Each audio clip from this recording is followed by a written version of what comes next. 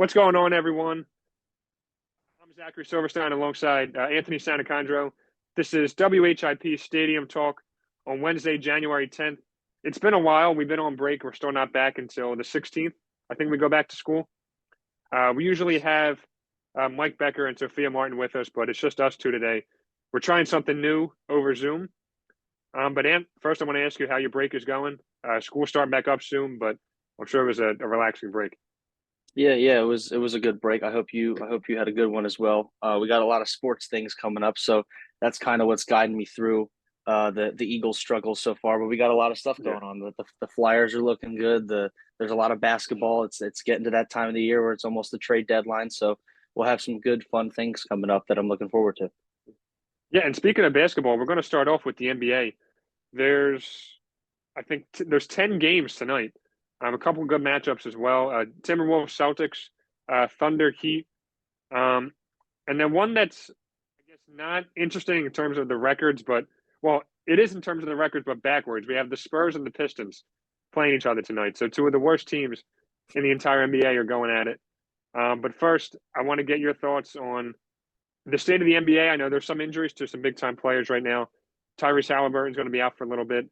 John Morant done for the entire season, which was a major shock. And Joel Embiid he missed the game on Saturday and he's not playing tonight either. But a couple injuries. There's a lot going on around the NBA right now.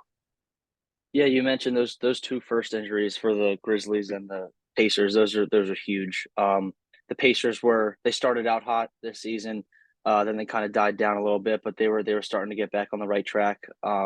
And I mean, losing a player like Tyrese Halliburton is going to hurt anybody. But the Pacers they're a good team outside of him. Obviously, for the next few weeks while he's gone with that hamstring injury, they want to just kind of like remain afloat, especially with the other teams they're competing with. I mean, it doesn't help that the Cavs and the Knicks are both heating up right at the right time. I think the Cavs are on like a 3 game winning streak, and the Knicks haven't lost a game since they acquired OG from Toronto. So we'll see what they can do. They got a lot of different dudes that can do stuff, but they're gonna have to see some of those younger guys step up. Maybe Bruce Brown can take some of those guys under his wing and show them how to step up in a time like this. Because I mean, it happens to everybody. It just depends on how you come back from it. And then on the other coast, I mean that John Morant injury stinks. Losing him for the season is definitely not anywhere near what you wanted, especially when he came back and he didn't miss a beat. He was averaging 25, 5 and 8. Before he came back, the team was like borderline dysfunctional without Yeah. him. And like the 9 or 10 games he played, I think they went like 6 and 3. And I wonder if they can't compete for the next month or so, if they're willing to ship out some of these other guys that have expiring contracts in the next year or two. Maybe like Derrick Rose as a backup point guard for one of these teams, or Xavier Tillman. I think Luke Kennard, he'd be one of the better pieces that would be moved, but his contract expires in a couple, I think 2 years after this, not after this one, after next one. But yeah, I mean these injuries are piling up. It stinks. It's kind of like the stuff we saw with the quarterbacks in the NFL this year, with the Yeah. outrageous amount of backup quarterbacks that were playing. And I mean, the NBA doesn't want to see it. The players don't want to see it. But they were going to get some of these other guys that maybe some NBA fans have never heard of to step up and see if they can. I mean, at least for the Pacers, keep them in this playoff race. I was kind of getting excited to seeing that team get like a first round matchup against one of these kind of juggernauts in the East, like the Bucks or the Celtics specifically, seeing if they can knock them down. But I get they're just gonna have to go the next month or so. Hopefully, it's only a month without Tyrese and see what they can do. Yeah, definitely. Because I mean, kind of like you said, the Pacers they're 21 and 15 right now, definitely in a playoff spot. You don't want to slide. I think it's the opposite for the Grizzlies, where, like you said, they were really bad before Ja got back, came back, started playing well, and you could only expect that they're going to go back to what they were doing before Ja was playing. So definitely seems like their season's done. Um, I don't know. Maybe they go on some crazy run and make a play in spot, but it's not looking like it's going to happen. And I think that it will be smart to kind of just I mean, look, it's only January. You still have some time. But I think by early February, you're going to want to just start to really be real with yourself if you're the Grizzlies and understand that this is not going to be the year, and maybe set yourself up for the future for next year and the year after that. Because obviously, John Morant, one of the best point guards in the entire NBA, when he's healthy and he's playing. And I think, I don't know, just when I saw the news, I honestly didn't even know he got hurt. And then I saw he was Yeah, out for the year, and I was like, what even happened? yeah. I didn't see it either, and I didn't even notice that he got hurt until I got the notification from Woj. Yeah. And we mentioned before the Grizzlies talk that there are a couple good matchups tonight. We got Celtics Timberwolves, which is going to be a really good one. Timberwolves are 26-10. Celtics are 28-8. Um, is Minnesota still first in the West? I'm pretty sure they Yeah, are. yeah. Yeah, I'm they are. almost positive. But Yeah, two and number Ball one and seeds. yeah, Boston's first in the East. So that could be the matchup of the year so far. That game going to be a really good one to see. Jason Tatum versus Anthony Edwards. Jaylen Brown's one guy where I don't. He's so off and on. He's not really sure what to expect from him, but I think you're definitely going to need him to step up against a team like Minnesota tonight. Yeah, especially when Minnesota's more of a bigger team with guys like Yeah, Cat and Gobert down low. We've seen the Celtics with their injury troubles a little bit, just struggling to get all their stars on the court at the same time. I haven't looked at the injury report. I would just expect that Porzingis is probably questionable with some type of injury, but we'll see if he plays tonight. And Minnesota's good defensively, so those guards, Tatum and Derek White and Jaylen Brown, are definitely going to have to put on a performance. I think these teams met not too long ago. I feel like I was watching a game, but they played. yeah. Maybe it was the Timberwolves. I mean, maybe it wasn't the Timberwolves, but I feel like let me look. The Celtics played them not too long ago. Maybe I'm tripping. No, here it is on November 8th. The Timberwolves won in Well, overtime. yeah. I So I guess mean, yeah, that but goes I mean under they played long each other ago, but already, and yep, the game and went to overtime. So that just yeah. shows you how good of a matchup that is. Minnesota Tate. won 114 to 109. Mm-hmm. Yeah. And definitely looking forward to it tonight. Is that game on national TV? Let's see. I don't think it is. No, it's not. But No. But yeah, I'm really looking forward to it. And with Anthony Edwards, I know we mentioned it. I wasn't sure how Minnesota was going to be. We saw them, obviously, with Gobert and Cat together. Didn't know how that was going to work. But to be first in the Western Conference in January is, I'm not sure anybody had that in their preseason predictions at all. yeah, I don't think anybody would have. And if that's not enough, then the Thunder being ranked ahead of teams like the Exactly. Nuggets or, yeah, like there's just, this is one of the things that makes sports so great because there's some sports where like it gets really, like it's kind of easy to predict, but then like, but you would have never thought that the Houston Rockets, or the Pelicans would be this far like above teams like the Grizzlies and the Warriors. But, the Warriors had, I mean, Draymond go with his business. Yeah. And then I mean this jaw thing. I mean that's what makes the league so crazy. And then the Lakers make it to the in season tournament and basically just fall apart afterwards. Yeah. They're on a 2 game win streak right now, so they don't have a losing record anymore. But they were struggling for the last month or so. And speaking of the Lakers, I want to ask you if you saw this. Did you see LeBron said that Bronny could play on the Lakers right now? I didn't see that, but I don't put I could see why like LeBron would say that. No, but like they were in the locker room and like the reporters asked him. And what I saw, there was a tweet from one of the reporters that was in the locker room when it happened, and he said real loud, like, "Yeah, if Bronny was on the Lakers, he would be playing right now." Like he said it real loud, like No, sarcastic, yeah, so I didn't everybody see would that. hear it. I'll go watch that video after this. Yeah, I don't know if I agree with that. I mean, he's playing well at USC, but definitely Yeah, a stretch.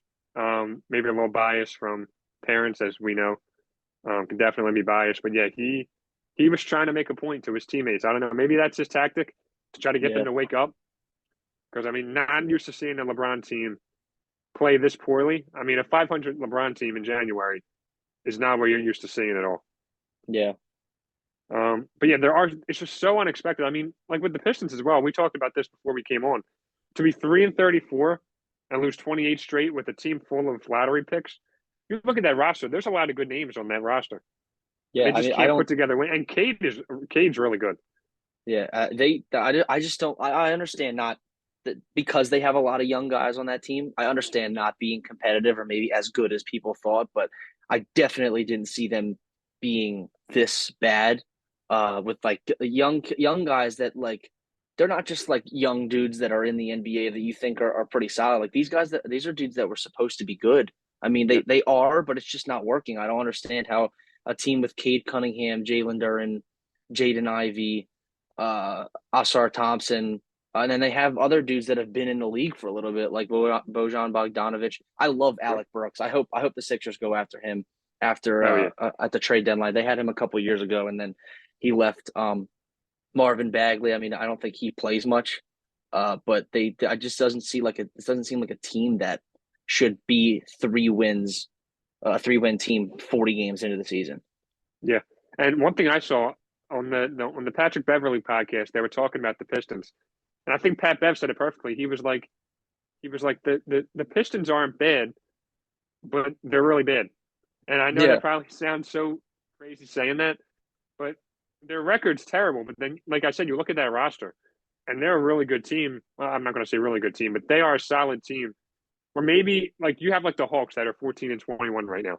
I think a team like the Pistons, that would be like where you would expect them to be. Like 14 and 21, maybe 15 and 22, like Toronto in that area. But I mean, to be on pace, I think I saw they were on pace to win like 7 games all year, which yeah. would definitely be the new record. Another thing I saw earlier in the year, it wasn't when these teams played. I just realized it now that they do play tonight. You want to look at these. I mean, at least the Pistons roster, and be like, okay, well, they have some solid players and young talent. Why are they so bad?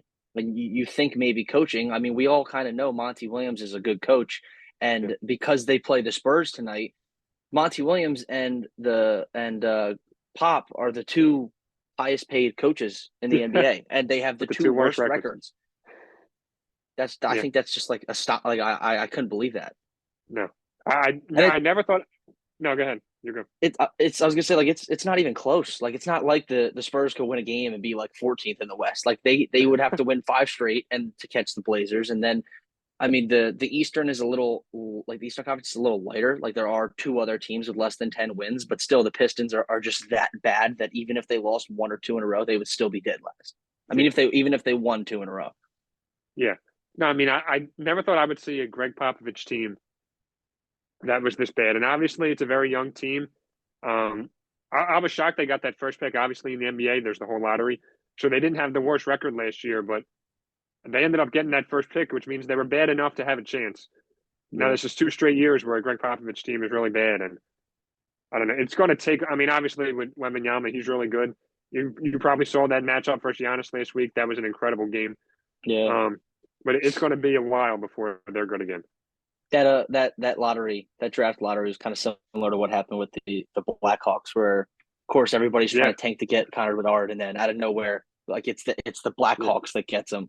exactly. And Oh, was it? and with Go no ahead. good.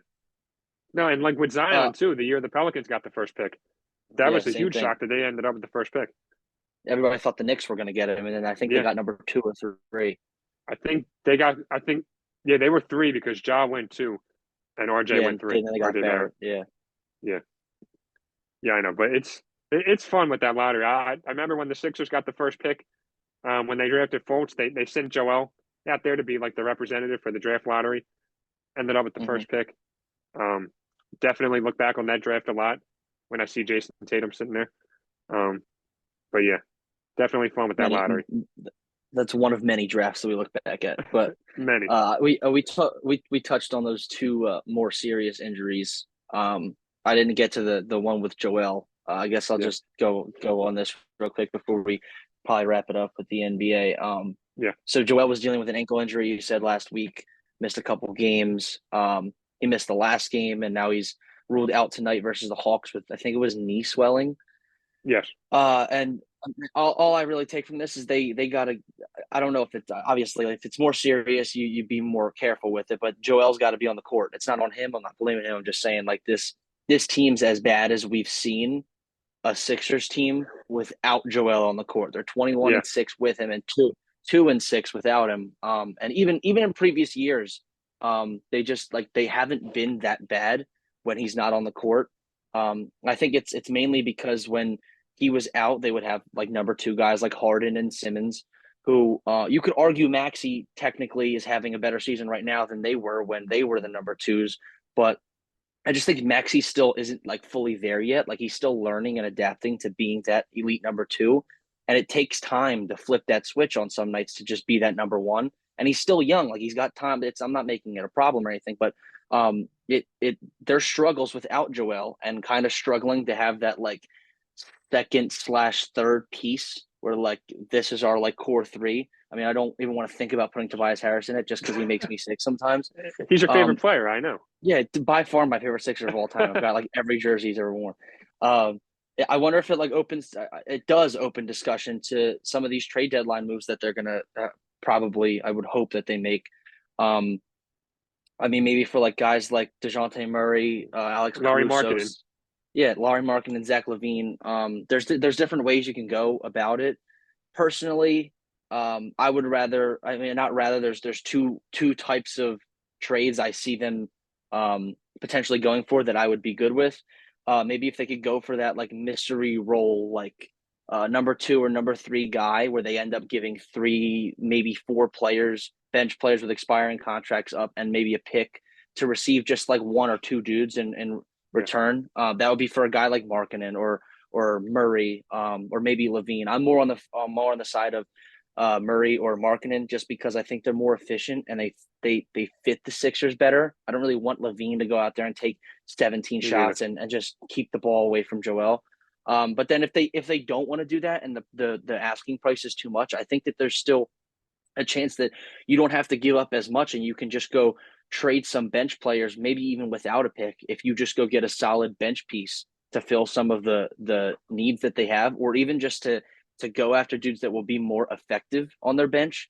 Like I mean, I when I see Robert Covington and Paul Reed in the game, I just get so frustrated, and I'm Yeah. like, I just wish I like the bench. I just wish that I didn't have to watch these guys like need to play every single night. So like a guy like Alex Caruso, or if you could do a package deal with for him or Andre Drummond, who gets paid like $3 million and he's expiring after this year. I think that Yeah. that would go like a long way, especially in the playoffs. Paul Reed's he's a good player and he's inconsistent and he can be a little flashy sometimes. So that's why the Philly fans like him. I just think that defensively against particularly bigger centers, he's a liability out there. And in the playoffs, when your best player's on the bench, we already see the struggles offensively. But if your backup center can't go out there and guard anybody, then I think that that's going to be a big problem. And we've seen what Andre Drummond can do, not only like in the league, but with the Sixers. He's by far the best backup that they've had. Oh, yeah. So like I just hope that maybe their troubles without Joel will kind of get a little sense of urgency out there for them to go make a move. I keep thinking like we played the Jazz a couple days ago, then they play the Hawks tonight. I'm like, oh, maybe they'll play these guys while they're in town, make a trade. They don't even have to leave, and they'll be sooner to suit up if they were to get Murray or Markin. And I just keep trying to talk myself into that, but we'll see what happens. I think the trade deadline is probably in like a month or a month and a half or something. Yeah, no, definitely. And I think this game tonight versus the Hawks, I mean, the Hawks are sitting at 14 and 21. Like, I mean, like you said, the Sixers are not good when Joel doesn't play. They're 2 and 6 without him. But I think this is a game where maybe he probably would have played if the opponent was better. And I think the Sixers are banking on the fact that, like, look, we're playing a team 7 games under 500. You guys have to figure it out. And then Joel Friday night versus Sacramento, you're playing, because you're not beating Sacramento without Joel. Mm-hmm. Like more than likely. I mean, with Sabonis, like Sabonis is playing really well. That's a Yeah, he team gave. where, yeah, Sorry, go that's a ahead. team. No, no, that's a team where you're going to struggle. If Joel's not playing. He's really good, Sabonis. Yeah, yeah. Sabonis gave Jalen Duren the business last night. Yeah, Jalen Duren, I think they said it was a year ago or something. He said something about it's not that hard to guard him, and then I think he scored like 37 points on Jalen Duren last night. yeah, And yeah, I understand the like a lot of people want to complain about Joel being injured or being out all the time, and I always joke with them and say when you carry the franchise, you're more likely to get hurt. But like these other games that are more winnable, I'm glad he's getting it out of the way now because they've got some big games coming up. They played the Nuggets 2 times in the span of 12 days. The Magic have fallen off a little bit, but they're still a good team. The Rockets and the Kings you mentioned are no shrug over. And then later down the stretch, they're going to get some of these other Eastern Conference teams that they're going to be competing for playoff spots with. I think they play the Celtics again, the Knicks, the Heat, the Bucks. And you want the later in the season that Joel can be healthy. You would rather that than the beginning and the middle of the season. So we'll see what happens with his knee and his ankle injury. Yeah, definitely have to be smart. And we're going to wrap it up right there with the NBA talk. We're going to move on to the NFL. Of course, playoffs are starting Saturday. It was a really fun last couple of days of the regular season. Saturday and Sunday had some really good games. Colts Texans was great. Dolphins Bills was great. But I'm just going to go right to you with. I know you have the matchups pulled up. What are you looking forward to? We're going to get to the Eagles a little bit later, but what are you looking Yeah, forward to from the other matchups? well, yeah, I mean the Eagles wouldn't even be one of them I'm looking forward to, but I mean these games come out good. There's I mean even the ones that you would say aren't the most like exciting compared to the other ones, like they're still good. Like there's there's a chance like the Rams could go into Detroit and beat them. And that might not even be like one of the top three most exciting ones. I mean, there's just this Browns Texans game. We can just start with that because it's the first No, one. I mean, that's gonna. I'm hoping it's gonna be a great game. I feel like sometimes we look these games like, oh, that's gonna be a great game, and then something happens and somebody just gets blown out. But hopefully, it'll be a good game. The Texans are dealing with some injuries. Will Anderson's been dealing with an ankle injury for a couple weeks. He missed, I think it was 2 weeks ago or 3 weeks ago. Came back and he's been on and off playing less snaps the past 2 weeks. They're missing. I mean, not missing. Already missing Tank Dell, but Noah Brown and Robert Woods are questionable. They didn't practice yesterday. I think that who you pick to win the game is just going to come down to who you trust more. Is it going to be a backup quarterback on the road, or is it going to be a rookie quarterback under a first-year head coach? Um, and what I completely forgot about it, but a lot of people will forget too, is that these teams played 3 weeks ago, and the Browns won 36-22. And if that didn't happen, I'd probably pick Cleveland just because through all of the terrible injuries. I mean, like it's not talked about enough how like detrimental the injuries that they had were, and they still like it's not even like they are a team like the Steelers that just like squeezed in. Like they were comfortably here, like for yeah, a good portion of the end of the season. So I was gonna say if they didn't play 3 weeks ago, I would pick Cleveland because through all the injuries, they've been more consistent than Houston. But playing that game, playing a team 2 times in like that close of a stretch is going to come down to coaching, and I just love what D'Amico Ryans is doing this year. And I mean CJ Stroud, yeah, he's a rookie, and he might not have all of his weapons out there, but they've looked good. They looked good last week, and it's not like we haven't seen him play big games. He played a huge game last week, basically just to get in. And that one was on the road against another team that was going to be in the playoffs. So this him coming back home and being able to get a home playoff game. I'm hoping and expecting that Houston will be a fun little environment just because they haven't really done much ever since that Deshaun Watson incident. yeah, They kind of like carried them to the playoffs. They get in the playoffs, it ends, and then after that, I was just like what now? So I'm excited to see the Texans. It's also like two teams that don't win a lot, so like I'd be happy either way. I just want to watch a good game and see what happens. But I think I'm going to pick the Texans to win this one. yeah. Me too. And I think coming into this year, like with the Browns, with Deshaun Watson being their quarterback, obviously he's hurt, and it's Joe Flacco now. You maybe thought they were going to have a nice season, but I think to be 11-6 was completely just no one ever thought that was going to happen. And I think a Browns Texans playoff matchup is just it's really cool because it's usually Yeah. two teams that are just terrible and have no chance of making the playoffs, and now you have them going up against each other. And CJ Stroud, I mean, honestly, maybe it's been one of the best seasons by rookie quarterback of all time. Mm-hmm. I think I saw 23 touchdowns, only 5 interceptions. He missed a couple games, I believe, didn't he, with the concussion? Yeah. Um, but yeah, it's going to be a really fun matchup, and I think it's going to be real fun in Houston. It's going to be really, really loud. Going to be a great atmosphere. But then right after that on Saturday at 8 o'clock, Dolphins Chiefs, and this is the first two two homecomings in the playoffs. You got Tyreek Hill playing his first game back in Kansas City in the playoffs, of course.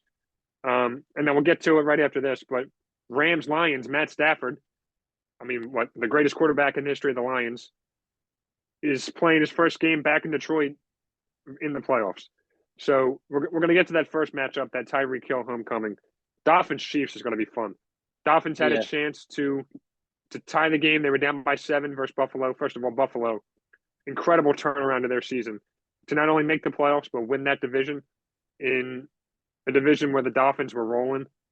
Really show. I mean, Josh Allen. I was starting to lose hope with Josh Allen, but the Bills and both Josh Allen and the Bills as a whole team really turned it around. Yeah, yeah. I'll jump right into this Dolphins game first, just because there's just a lot that goes into it. These teams met earlier in the year. I think it was one of the Europe games. I want to say Germany and I think it the was Chiefs. Germany. The Chiefs looked like they had them. They had a good lead at halftime, and that was one of their problems this year. They struggled to score in the second half, and that game was a lot closer than it probably should have been. But they were able to hold on to it. The Dolphins, like the Texans, have injury troubles, except I think theirs are much worse. Obviously, Mostert and Waddle missed last week, and now they're hoping to get them back. But Xavier Howard's doubtful, and then they got guys like Teron Armstead and Jalen Ramsey who are questionable. That's after they just put 3 linebackers on injury reserve. They lost Jerome Baker, Andrew Van Ginkel, and Cameron Good. Um, Another thing that people are going off about on social media is the fact that this game's going to be -5 degrees and it's going to feel like -12. Is there going to be snow? I feel like one of the graphics had snow, but I don't know if it's going to snow.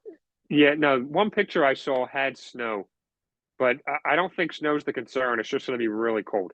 Yeah, and probably some good wind too. Yeah, it's also on And Peacock too. The game, which is completely yeah, random. yeah. The conditions are not. I mean, they're not ideal for either team, but obviously Kansas City is definitely going to have a slight edge that, or just over Miami because they're not used to playing in anything near that.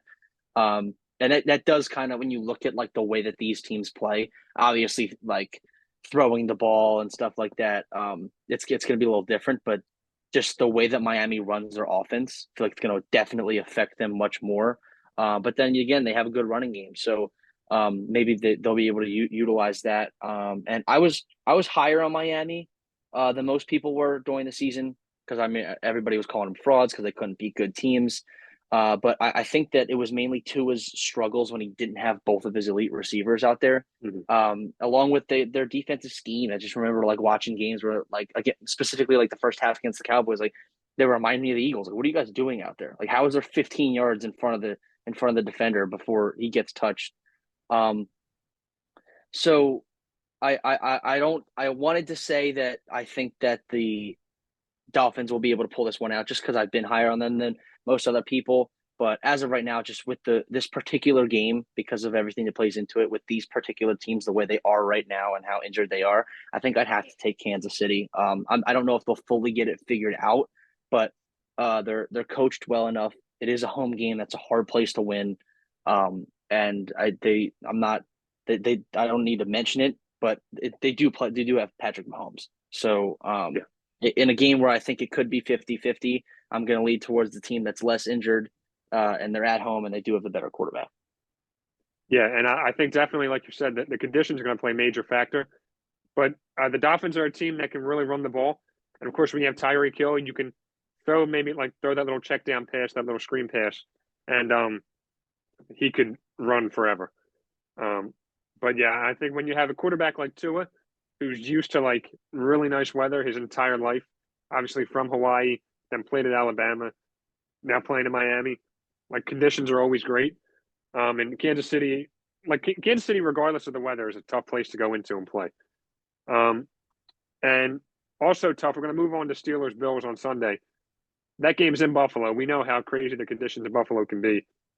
I mean, I'd expect it to be really cold, but also Steelers are used to playing in Pittsburgh, so conditions I don't think will play a major factor for either team as much as it will for the Dolphins going into Kansas City.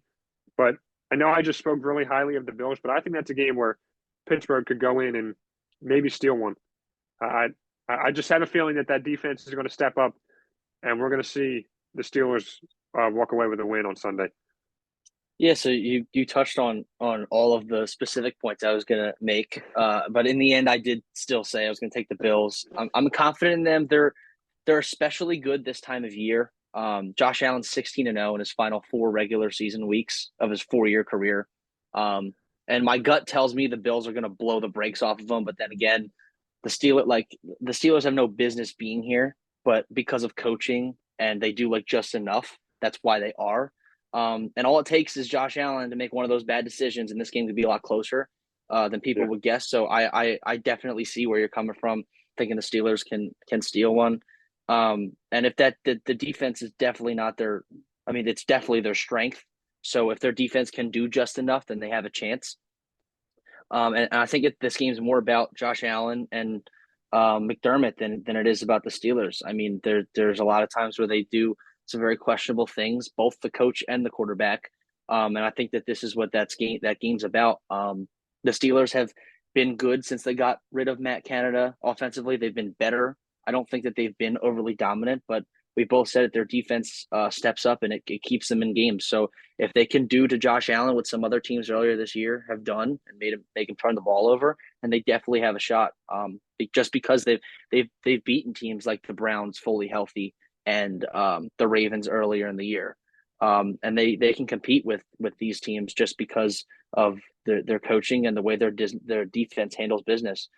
So I do still like the Bills. I could see the game being closer. I'm not particularly high on the Steelers, mainly just because some of my friends just give me too much crap about them. So I kind of hope they get blown out, but I do think the Bills will be able to get it done at home. Yeah, I mean, did you see versus the Dolphins, that Bills Dolphins game? That the interception that Josh Allen threw threw like a pop up, like right into the end zone. There Oh was yeah, yeah, nobody yeah, there. yeah. So I didn't if watch you can, much of the game. yeah, me I didn't neither. watch much of the game, but I saw some of the highlights that happened. And I mean, I also didn't even realize that before the game started, I didn't realize that they were going to be without Mostert and Waddle. So I was shocked that the game was as close as it was. And then I was like, oh, it's Josh Allen. He's doing stuff like Yeah, this. I could see how it gets like this. yeah, no, definitely. And then the 4:30 game on Sunday is Packers Cowboys, which I mean, I feel we said it every game so far. I mean, these first four games you talked about, I think they're going to be really good matchups. But Packers Cowboys, I know the Packers are 9-8, Cowboys are 12-5, and Cowboys what have won. They haven't lost at home in a long time. Like it's pushing like Yeah. 20 straight wins at home. But we know playoff Cowboys, something's going to happen. Jordan Love Yep. Jordan Love is a good quarterback, and that could be a game where Cowboys fans are sent home pretty disgusted. I don't know. I mean, maybe Yeah. I'm just. I mean, like probably want to give the Cowboys that first round game, and then wait until the divisional round to say that they're going to lose. But I feel like the Packers are really sneaky, and they're playing good football, and that could be a game where they shock some people. Yeah. Yeah. I mean, you touched on it, and kind of hit the nail right on the head. I wrote down my fandom wants me to say the Packers, but I don't think it's going to happen. Yeah, like Um, that's the same boat like I'm in. Yeah, like you're like, okay, so the Cowboys struggle every year in the playoffs. Like this is like if they were to lose, they'd be right on schedule, like same time every year. But at the same time, like they're undefeated. They haven't lost a single game in Dallas this year. And if it were in Lambeau, I would like think about it. But I just don't. I'm not saying it's gonna be blowout. I just think of all the games, this if I had to pick one, this one would be the least likely to be an upset. The Packers, they're a solid team. Like not taking anything away from them. It's just the Cowboys at home with the specific type of team that the Packers are. I mean, if they were a team that had like a dominating offense or just like a team like the Browns that like they might not score a ton of points, but their defense is really good. So Mhm. you're going to have some problems, but I don't like the Packers in this matchup. And I'm trying to convince myself. I hope that they could somehow pull it off, just because nobody likes the Cowboys. But I don't think it's going to happen. I'd have to take the Cowboys in this one. Yeah. No, I mean, like kind of like I said, that's the same boat I'm in. Where I think I know when they played the Eagles in Dallas, I think they had won 16 straight home games. They won that one to make it 17. They beat the Lions, and then they probably had one more at home. So they're probably like 19-0 in their last 19 games at home. Um, but yeah, I mean, if they win this game, who would they play the Rams Lions winner? Yeah, so Or it kind of I think that a lot of it, even though the Eagles have struggled, I don't think anybody's banking on the Eagles to lose, even people that don't like the Eagles. But yeah, I think that a lot of the second round playoff matchups will come down to what happens in the next game we're going to talk about with the Rams and the Lions. yeah, Because if the top four seeds win, the Eagles game doesn't really matter that much just because they're right in the middle.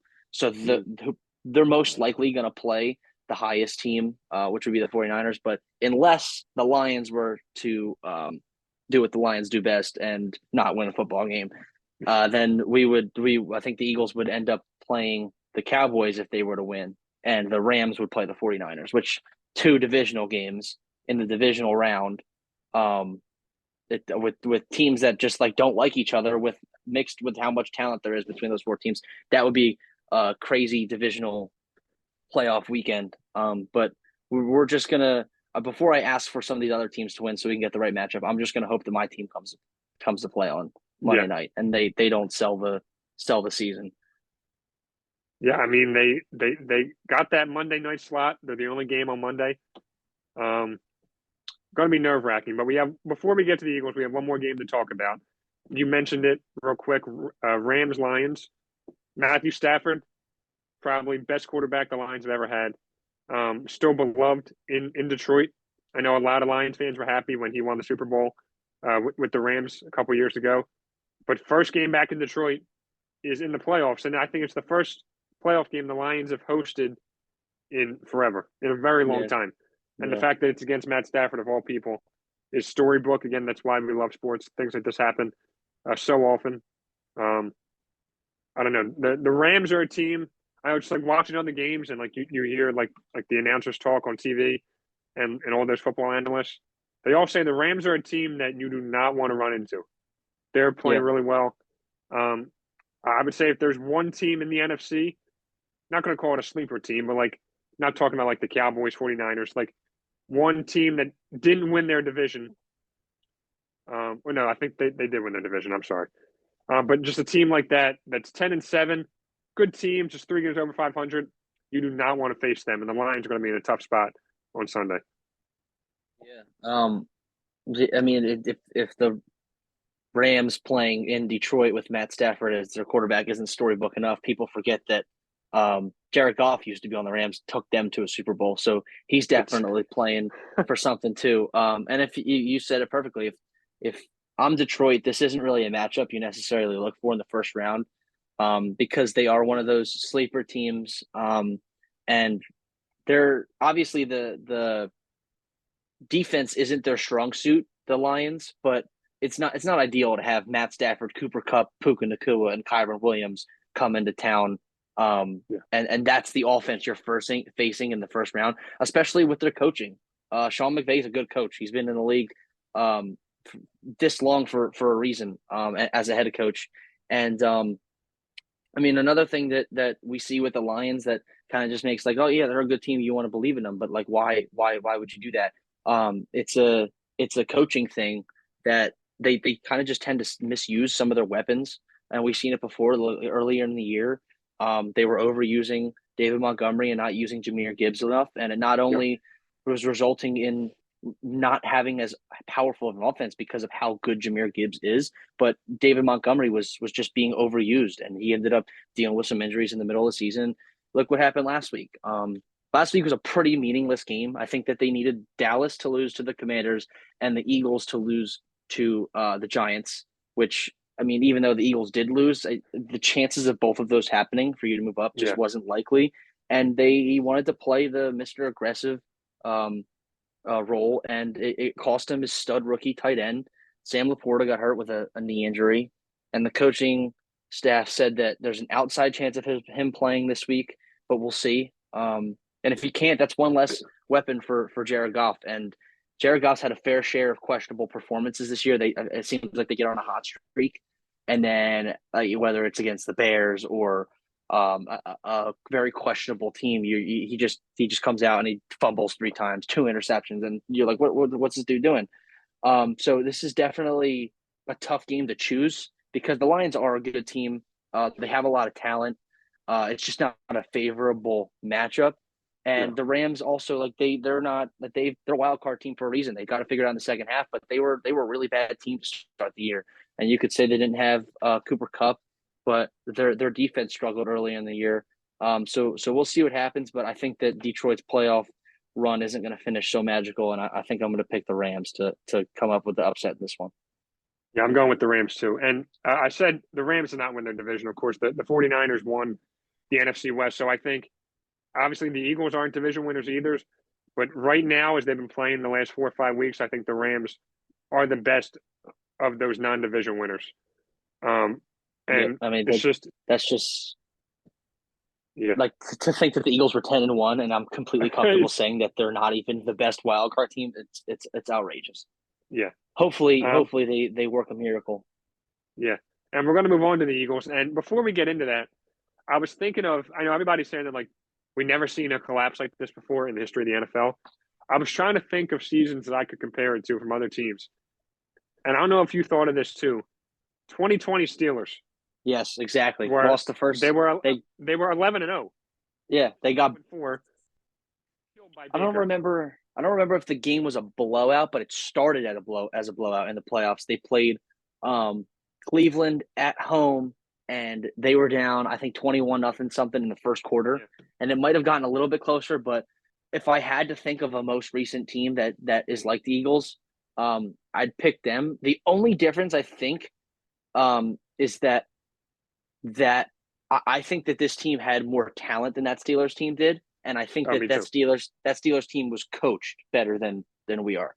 Um, Mm. I'm hoping to God that that's not the closest comparison after Monday, because I don't I literally hold on, wait, I wrote it down somewhere in here.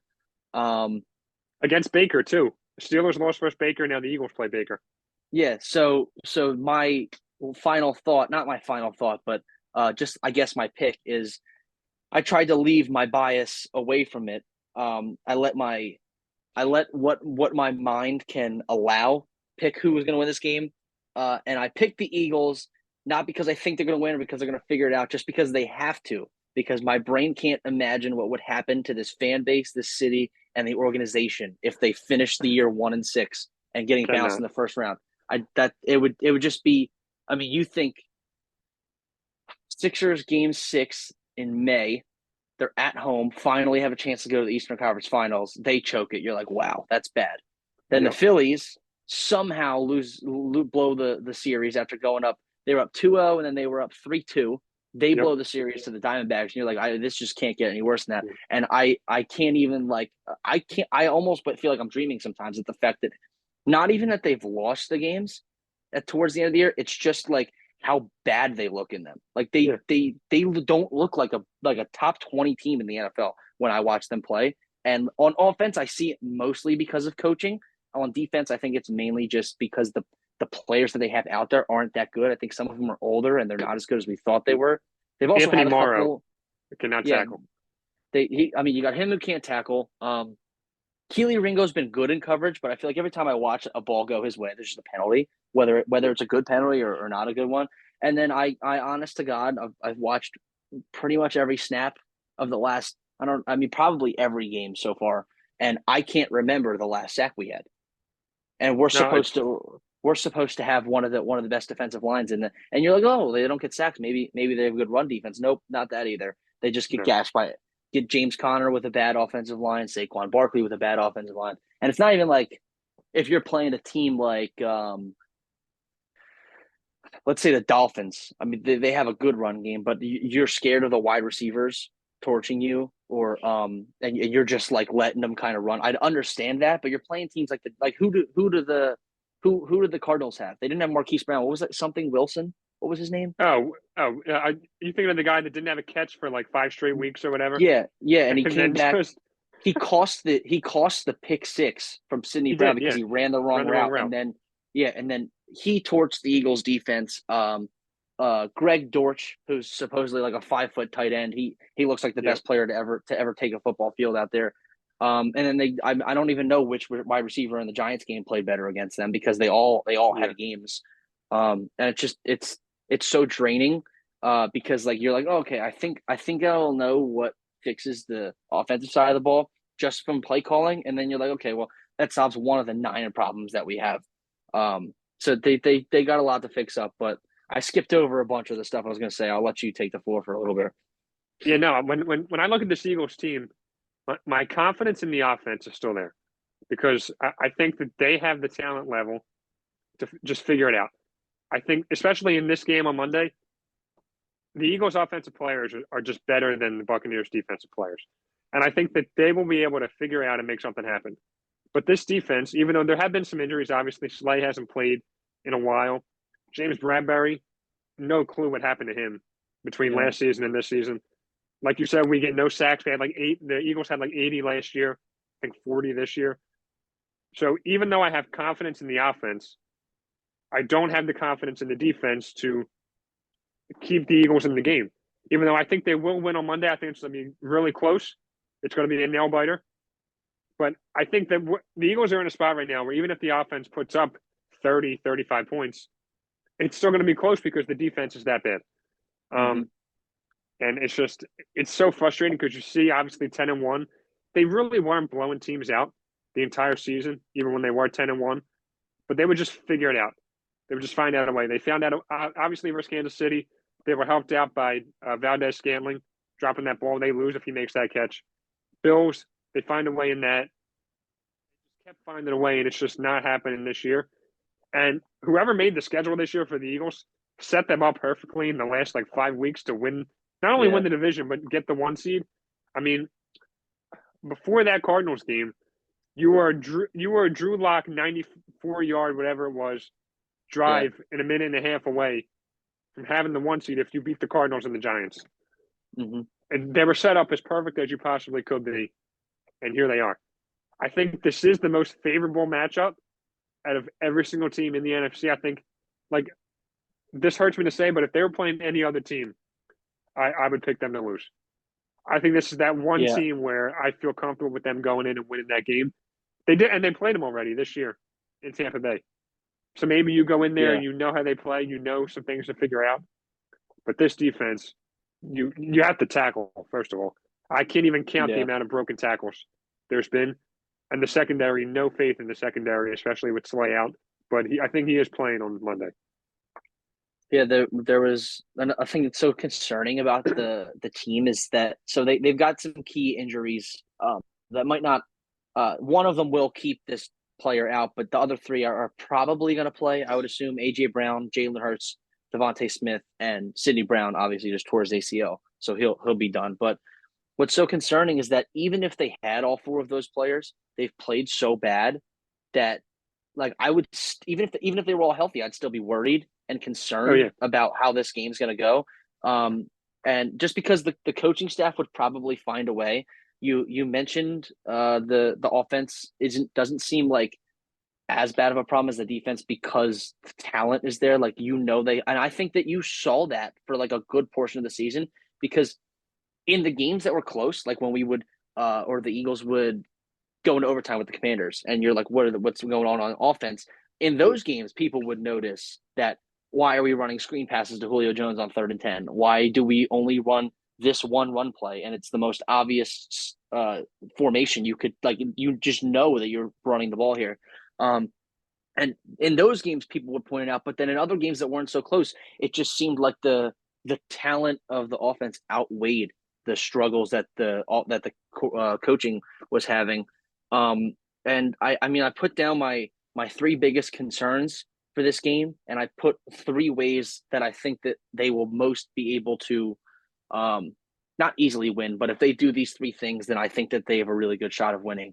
So for my concerns, the most concerned I am with anything is anything involving the word defense or defensively. They just have so many different problems. I mean, the linebackers are not NFL caliber linebackers. They're you thought that of getting Avonte Maddox back would maybe fix the issues with the corners, but I mean that the secondary just sometimes they just get like sometimes you just see Bradbury getting cooked, but then there's other times where it's 3rd and 9. If you're blitzing, there's no reason to keep your corners 10 yards off the ball. You're just giving them more time to throw the ball. So anything on defense, I'm worried about. I'm hoping that Patricia can draw up something, or I felt like the Buccaneers game earlier this year. It wasn't even that our defense played that good. I just think that they struggled really badly on offense. I don't think Mike Evans or Chris Godwin did anything at all. No. Um, and I think Rashad White might have had a solid game, but I don't remember their offense playing that well. And I think that that's why we had the edge in that game. And then number two, I got Brian Johnson. He's very trying to think of the right word. Like his hot seat is getting hotter and hotter, and I at least for the fans, but I don't even know if the team, like the organization, considers him on like that hot of a seat. I can't with the obviously the screen passes, but a lot of the plays there's no scheme to. They don't do that much motion. And then just like simple stuff that you don't really have to be an expert in football to understand. Like when a team's going to blitz and you got to get the ball out quick. Why are these guys running 30-yard go routes down the sideline? And why you got four receivers out there and none of them go across the middle? And it just I feel like there's a chance. I keep seeing this stuff on Twitter about people think that they're kind of just cruising towards the end of the season or towards the playoffs, and once the playoffs start, they're gonna like flip that switch, start using the middle of the field, and start doing all this stuff. It's the NFL. Like you don't do that No. stuff. I'm just like thinking like yeah maybe they could. No, they're probably not. They're not trying to lose games. They're not trying to hide anything from anybody because the earlier you try to hide stuff, the less likely of a chance you have of even getting to the point where you want to be. Yeah. And then my third thing that I put on here, because it feels like I basically just put number one issue is defense, number two issue is the offense, number three is the injuries, and it's not so much that I'm worried about the players like health. It's mainly just because um, one it's one thing to like rely on your talent when your coaching isn't good, but when you're relying on the talent and they're not fully 100%, I just feel like you're kind of like, oh, this will work. Like we'll be fine. You're pushing it off, and then once it comes, and you think you can go out there and win a game winning drive with 3 minutes left because you have Devontae Smith and AJ Brown, and you've been expecting all year to have them. I think that when if God forbid something happens because they re-aggravated an injury and you don't have them, then what? You're gonna have to go out there Yeah. and throw the ball to Quez Watkins and use Julio Jones like you did last week. He had a nice So touchdown, Quez. Nice little celebration yeah, too. I was Yeah. yeah, I was surprised. I was surprised he caught it and didn't stop running the route for Yeah. a pick six. But he And celebrated like he cut the lead to like 20 and celebrated. Yeah. yeah, and then he posted something on Instagram afterward, just about people doubting him. Yeah. I'll always bet on myself or something. Yeah, Yeah. give me Zach Pascal or Lamade Zacchaeus any day of the week. Yeah. Then my top three things to win this game. Uh, Number one, I put get to the quarterback. I don't need Hassan Reddick playing cover two defense on the opening snap of the game. I'm good with that. Baker has been on four teams in the last 3 years for a reason. He's not a bad quarterback, but um, get pressure on him, make him have to throw balls, worried about being hit. I mean, when these guys have when they don't have pressure on them, and you're dropping guys back in zone coverage, and these guys are just finding open spots in the defense for them to just pick apart. It's not like even if you get a QB hit after the whistle, like it doesn't, it's not going to do much. They got to get pressure on him, and I'm hoping the corners will be up so that he can't just throw the ball right away for a quick slant for 8 yards. And then my number two thing is just like I said already, throw the ball across the middle. These teams are all out blitzing because they know that all these outside routes 20 yards down the field on the sideline, like nobody goes near the middle. If you know that it's like there's 20 seconds left on the clock and this team's got to go 80 yards, you know they're not going to run the ball. Why would they run the ball? So if you know that they're not going to do this, why would you worry about covering up the middle of the field? These film recaps that I see people post on Twitter that have them literally like 30 yards in the middle of the field wide open because they know that when they send four wide receivers out, two on each side, they're either going to run out routes or they're just going to run down the sideline. And that's why you see Jalen Hurts throwing these questionable interceptions. I mean, some of them I feel like haven't really been his fault, like when they're tipped or whatever, or his arm gets hit or whatever. That's not any quarterback's fault usually, but some of these other ones down. How many times this year? I've never seen a quarterback throw more interceptions who deep down the sideline where a Oh, safety's coming across and yeah. does a toe tap like a wide receiver. It's unreal. And it's because they're sitting these Seattle, it guys happened. back. Yeah, Yeah. it happened in Seattle. It happened against the Rams at like the 3 yard line. And it just happened It with happened McKinney. last week. Yeah, it just Yeah, happened. I mean, I think that there's probably a good five or six. And when he's thrown what 15-ish interceptions this year, yeah, a third of them solely being on plays like that, it kind of just tells you like not only are is this becoming a problem, but like these guys know where it's going. mhm. And then my third thing is they're defensively. I think they should try to stop the run first. There's been multiple games where like the Seahawks one comes to mind most specifically because it just felt like they're playing Drew Lock that whole game. Make him throw the ball. You're letting Kenneth Walker gash your defense. And if you can stop the run first and just you have so much of a better chance of winning if you make Baker throw the ball 30 times rather Yeah, than if Rashad White gets 25 carries and is killing your defense and then all Baker needs to do is 17 passing attempts and complete a couple short slants at like an 80% clip. Like it's going to come down to a close game where you're probably not going to have the ball last. And I could see it ending like the Seahawks one where you didn't try to stop the pass. So when they start passing, you're not going to know how to stop it. And there's too much. There's not enough time to adjust. So I mean, if they could do at least, I feel like asking for all three of those things is too much with this coaching staff. So even just give me two, and maybe your talent can outweigh the fact that you just ignore the third one. But yeah, we'll see what happens. They've got a lot of problems. I think it's too much to just fix this week, but they waste all their time to fix it. So yeah. they're just gonna have to go week by week. Worry about playing one game. They're playing one team with 53 guys. You worry about those 53 guys and the 53 guys that you have. And I mean they have a lot of talent and they have a roster that should go far in the playoffs. But I mean the lack of coaching and adjusting and play calling on both sides of the ball is basically what's caused them to be in this position the last month, 2 months. So we'll see what happens. I think the Eagles will win. I don't think it'll be a blowout. Hoping it will, just because we deserve it from what we've watched the Need one. last month and a half. But Yeah, we'll see. I'm taking the Eagles just because I have to.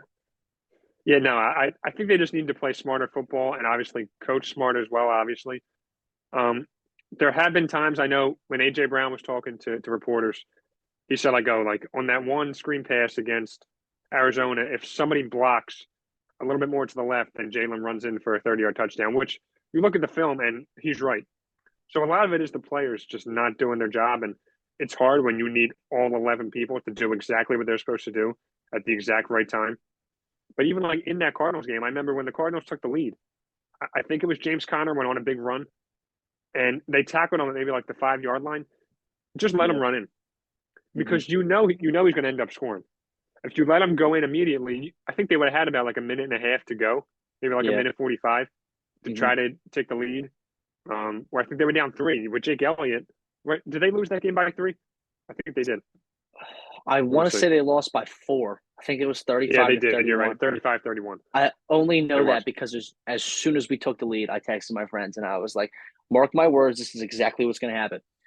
The Oh yeah. Cardinals, Jalen Hurts is going to have to go down here and have to score a touchdown, and if he doesn't, a game where we gave up 30 some points to a bottom five offense and allowed Kyler Murray to score 5 touchdowns on 7 total possessions. A game like that's going to be blamed on Jalen Hurts because he couldn't go bury Yeah. one in the end zone with 3 minutes left in the game, and that's exactly how it was. Everybody that a Yeah. lot of people I was talking to after that game, I mean, the defense is bad and people know it, but I feel like everybody will just get used to the fact that oh, this defense sucks. We know it sucks. So let's just talk about how Jalen Hurts can get better and how he's been regressing. The positions that he's put, guys like him and Joel, I feel like I'm siding with a lot because, not because I'm so I'm such a big fan of them. It's just I feel like people have the wrong priorities and Mm-hmm. are worried too much. Like this coaching staff can't go a drive without running a screenplay, and you think that they're going to ask Jalen Hurts to go out there and be this type of quarterback, and he's got to be able to develop this type of play style while also knowing how to do this. Like, yeah, he hasn't had the best season, but I think that a lot of it comes down to the fact that when he goes out there, he knows he basically has to score a touchdown or a field goal just to stay in the game every single drive. And then on top of that, he's got to do it while he's getting called bubble screens, tush pushes, draws up the middle, and 4 verticals. They run the same 4 Madden plays every single Yeah. game, and it's like they'll run one play I haven't seen before, And I will literally think in my head, you would have thought my team had just advanced in the playoffs because of how excited I am. Like when they did the fake tush push a couple weeks ago, maybe it was Oh my fake tush God, push or a fake run, and Kenneth Gainwell threw a pass. I think that was the Cardinals game. Like it I'm was. sitting there like, Yeah. oh my god, it's happening. Like he's developing some level of like uniqueness on the offense, Mhm. and then it's like nope, bubble screen this way, bubble screen this way. They got a lot of stuff to fix. Well, and it's also too, you're Well, running those screens with Devontae Smith as the lead blocker. I don't know what you yeah, expect to happen. that's He weighs like well, 170 pounds. I know. As soon as he got hurt, I called it out. Like that, I hope maybe that'll make him fix that play and not do it. If you're gonna Yeah, block, like if you're gonna do a bubble screen, put Quez Watkins and Devin Allen or Britton Covey out there to block because they're yeah, most likely just as good of a blocker as Devontae Smith is. I mean, they're exactly. not much bigger than him, so, not much smaller than him. So put your number two receiver out there to twist his ankle, and that was at like the end of the game too. Like that didn't they Hmm. really didn't. That was like a third down play that wasn't going to go anywhere anyway, and they Yeah, ended up losing a receiver from it. yeah, and I mean, with the AJ Brown injury on Sunday versus the Giants, that was just like a routine play. It was a Mm-hmm. He was running across the middle, bad knee. But obviously, if you play better in the other games, he's probably not even playing in that game to begin with because it would have meant nothing. And when he went Yeah, down, I said to myself, he tore his ACL. He didn't, thank yeah, God. But that was the first thing I thought of. And then they said he walked to the locker room, and I was like, well, so did Wentz. When Carson Wentz tore his, he walked from the field to the locker room, no problem, and then yeah, out for the season. But I was like, you're not in this predicament if you take care of business versus Seattle and yeah. Arizona. Yeah, It's not even like we're asking like, oh, they lost like 4 games. I wish they could have won three of them. It's like even if you win one, you have so much of a better chance to because likely if you win just the Arizona or the Seattle game, that game on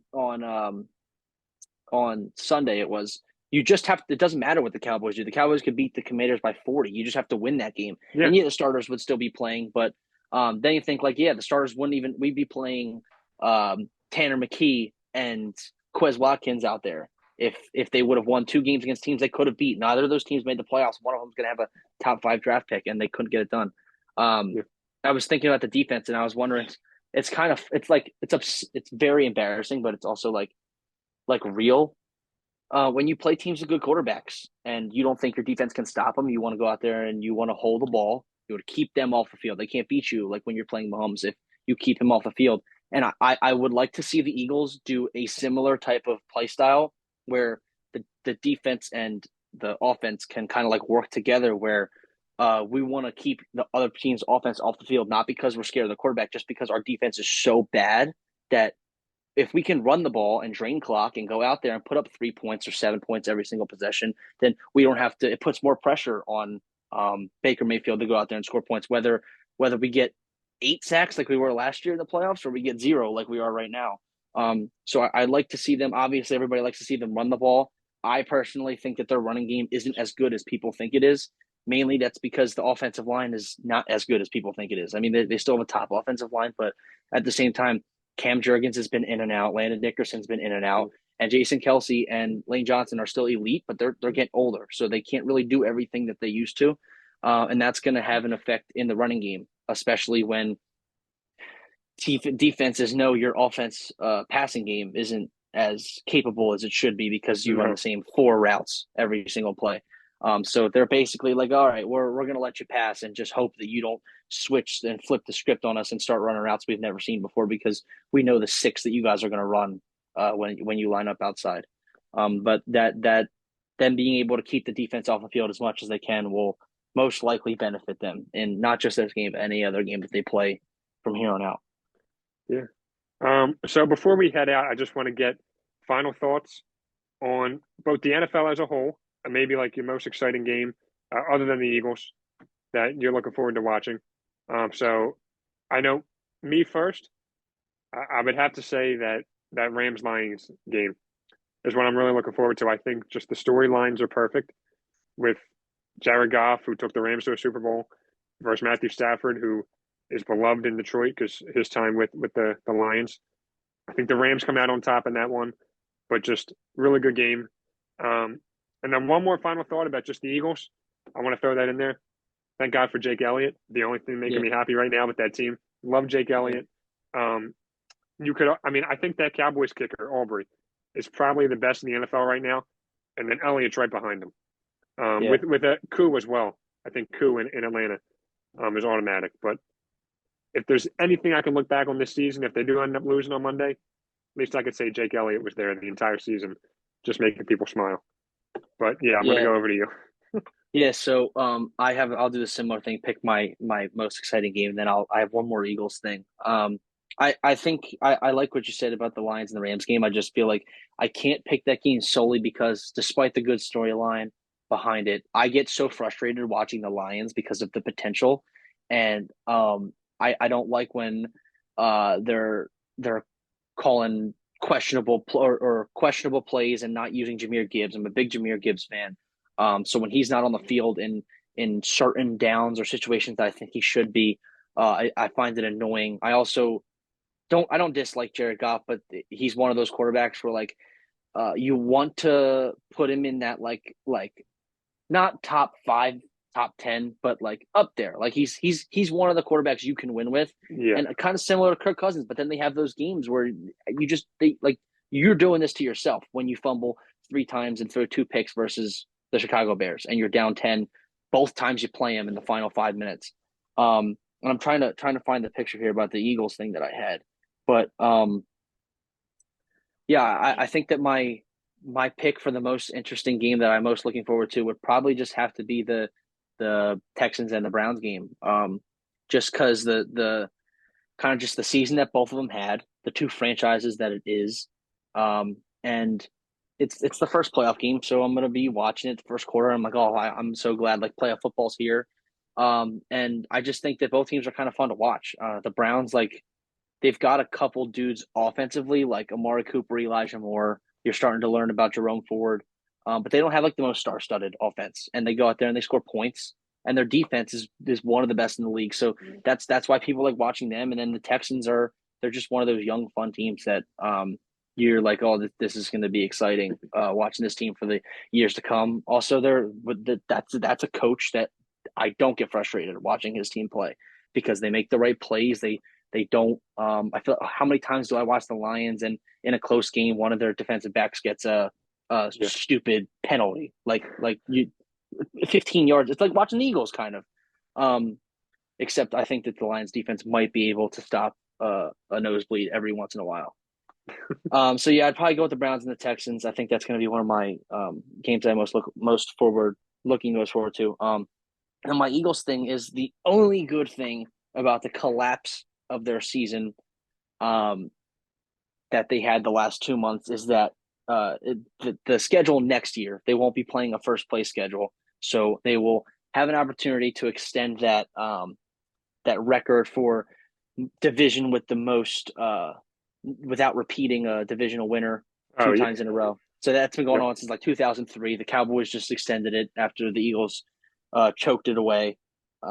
So next year, hopefully, the Eagles will have a better shot at the division and getting that higher seed than the Cowboys will, because 3 of the teams that the Cowboys will have to play the Eagles won't have to are going to be the 49ers, the Lions, and then I believe it's the Texans. And instead, the Eagles are going to play the um, Rams, the Jaguars, and the Packers. So that'll definitely be beneficial. We won't have to worry about the gauntlet. Oh, that was another thing I was going to tell you earlier. I saw people posting pictures, like what people like thought the gauntlet was, and it's the Dolphins, the Bills, the Chiefs, the 49ers, the yeah. Cowboys, and then it's like Get what through it, no problem. the actual gauntlet, and it says Seahawks, Giants, Cardinals.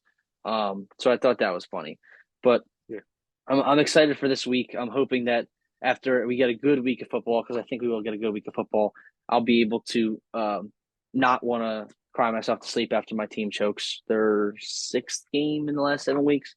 Hopefully, I'll be able to go to sleep happy and anxious about the next week after that. But we'll see. yeah. In a 3 month span of major collapses between both the Phillies and the Eagles, it's definitely hard to find bright spots. But I don't know. Trying to make ourselves feel better any way possible.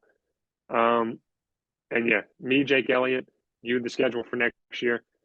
Hoping the Eagles can pull it out on Monday, maybe figure some things out. I don't know. It's the playoffs. Anything can happen. We're going to stay tuned. But that's going to do it all for WHIP Radio Stadium Talk on Wednesday, January 10th. I'm Zachary Silverstein alongside Anthony Santacondro. Thanks so much for watching.